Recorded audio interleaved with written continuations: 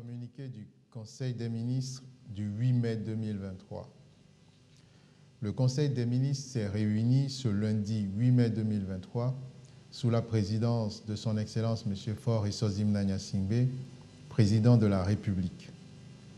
Le Conseil a examiné un avant-projet de loi, écouté 3 communications et suivi un séminaire gouvernemental.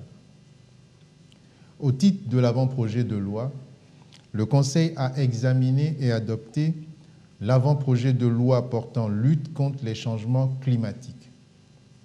Le contexte mondial est marqué par l'accentuation de l'impact des changements climatiques avec des effets et conséquences négatifs pour l'environnement et le développement socio-économique de la plupart des pays, en l'occurrence les pays en développement. À cet effet, il est apparu nécessaire de prendre des mesures visant à renforcer la mise en œuvre des activités à fort potentiel de réduction des gaz à effet de serre, ainsi que la promotion du développement des technologies innovantes en la matière.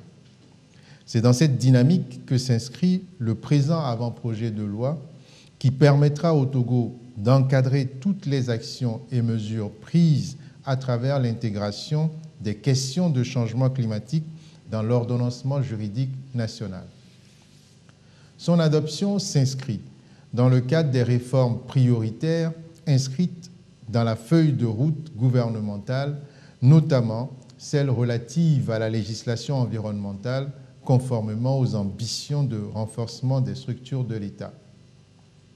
Au titre des communications, le Conseil a écouté une première communication relative à la gestion exercice 2022 de la Société autonome de financement de l'entretien routier, SAFER, présentée par le ministre des Travaux publics. Cette communication présente au Conseil le rapport d'exécution financière de la SAFER au titre de l'année 2022. En effet, le développement et la modernisation des infrastructures de transport routier occupent une place prépondérante dans notre pays et constitue un des leviers de la croissance économique et sociale. Aujourd'hui, le réseau routier national s'agrandit et la mise en œuvre de grands projets d'infrastructures suit son cours. Afin de préserver les acquis et renforcer davantage la sécurité routière, ainsi que la praticabilité du réseau national en toute saison, il importe de veiller à son entretien courant et périodique. C'est dans ce cadre que la Société autonome de financement de l'entretien routier a, pour l'exercice 2022, mobilisé 30 459 978 016 francs CFA contre une prévision de 32 838 749 000 francs CFA, soit un taux de réalisation de 92,7% pour le financement de l'entretien routier et pour garantir à la route une durabilité dans le temps. Le Conseil a écouté une deuxième communication relative au projet de révision et de modernisation du cadre juridique et institutionnel de la fonction publique, présenté par le ministre de la fonction publique, du Travail et du Dialogue social. La présente communication vise à rendre compte au Conseil de l'état d'avancement du processus de réforme du cadre juridique et institutionnel de la fonction publique en vue de recueillir les contributions et orientations pour sa poursuite et sa mise en œuvre. La révision du statut général de la fonction publique vise à doter l'administration publique togolaise d'un nouveau cadre juridique et institutionnel moderne et flexible. Ce nouveau cadre constituera un soubassement pour la mise en place de ressources humaines de qualité, plus performantes et mieux gérées en lien avec les objectifs et priorités de développement national.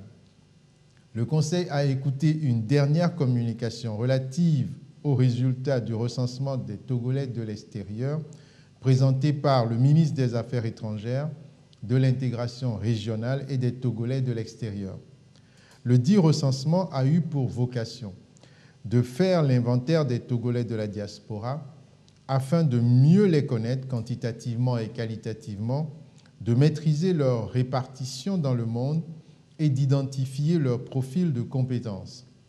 La campagne de recensement a eu lieu du 8 mars au 30 juin 2022. Les résultats du premier recensement de la diaspora estiment le nombre de Togolais vivant à l'étranger en 2022 à 950 436 personnes, se répartissant par sexe comme suit: 44,18% de femmes et 55,82% d'hommes.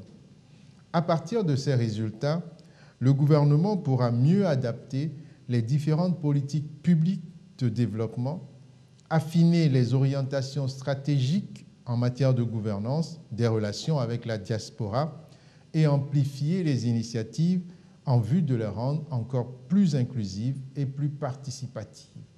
Au titre du séminaire gouvernemental, le Conseil a suivi un séminaire gouvernemental sur le programme national de protection sociale non contributive présenté par le ministre de la fonction publique, du travail et du dialogue social. Ce programme s'inscrit dans la vision de son Excellence, Monsieur le Président de la République, traduite dans l'axe 1 de la feuille de route gouvernementale, et ambitionne de réaliser l'inclusion totale des populations, en particulier les plus vulnérables. Il vise à définir les modalités pour l'extension des programmes de protection sociale afin de renforcer notre réponse face au choc. Ceci en faisant face aux défis que connaît la protection sociale dans notre pays, la coordination, la mobilisation des ressources et le ciblage efficient des bénéficiaires.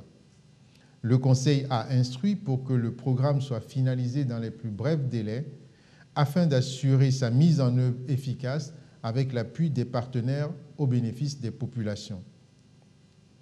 Au titre des divers, le ministre d'État, ministre chargé de l'administration territoriale, a rendu compte au Conseil du déroulement du recensement électoral démarré depuis le 29 avril 2023.